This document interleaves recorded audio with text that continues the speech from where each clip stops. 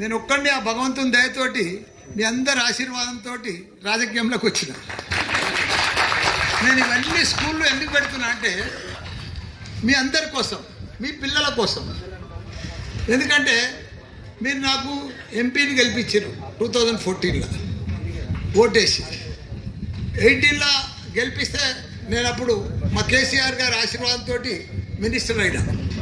ఇప్పుడు కూడా మళ్ళా 23లో కూడా ఎమ్మెల్యే అయినా. మీరు ఓటేస్తే ఏ లీడర్ అయినా గెలుస్తాడు.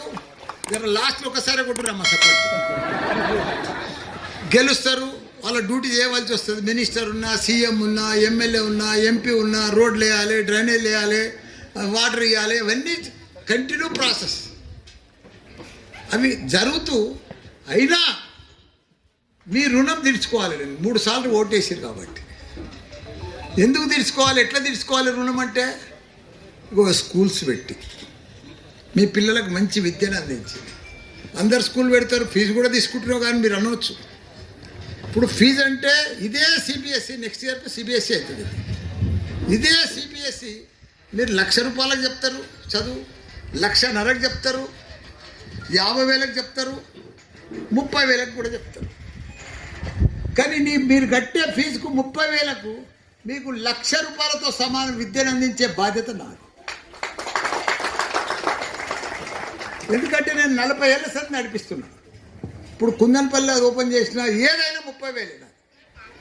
ఎందుకంటే పిల్లలకు మంచిగా క్వాలిటీ ఎడ్యుకేషన్ ఇవ్వాలి, పర్ఫెక్ట్ ఇవ్వాలి. ఎక్కడ కూడా గ్రౌండ్ లేవు, కిరాయి బిల్డింగ్లలో పెడుతున్నారు. ఎక్కడ కూడా చెప్తా ఉన్నారు, బట్టి చెప్తా ఉన్నారు. నేను స్పోర్ట్స్ కానీ చదువులు కానీ పర్ఫెక్ట్గా అన్ని రకాలు కూడా మంచి టీచర్స్ కానీ మంచి ప్రిన్సిపాల్ కానీ టీం తయారు చేసి మీకు ఇక్కడ మంచి అందుబాటులో తీసుకొచ్చిన. నేను దానికోసం మీరు ఓటేసిరు కాబట్టి దానికోసమే నేను మీకు సేవ చేద్దామనుకుంటున్నాను. మీరు పేదలు గారు పూర్తిగా మీరు బాగా డబ్బులు ఉన్న పిల్లలు. ఇప్పుడు మీరు గవర్నమెంట్ స్కూల్లో మీ పిల్లలను చదివించలేరు.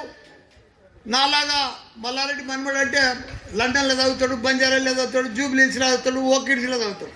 మీరు అట్లా చదివించలేరు. మీరు ఎటు కాకుండా మధ్యతరగతి కుటుంబాలు కాబట్టి మీకోసమే నేను ఎన్నుకొని మీకు స్కూల్ పెడుతున్నాను.